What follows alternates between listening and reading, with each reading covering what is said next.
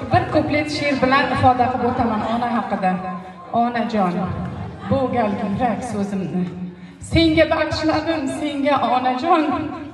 Yo'q, so'zim emas, balki o'zimni senga bag'ishladim, senga onajon. Oralab qolibdi sochlaringga oq, ol mening sochlarim qoralarni.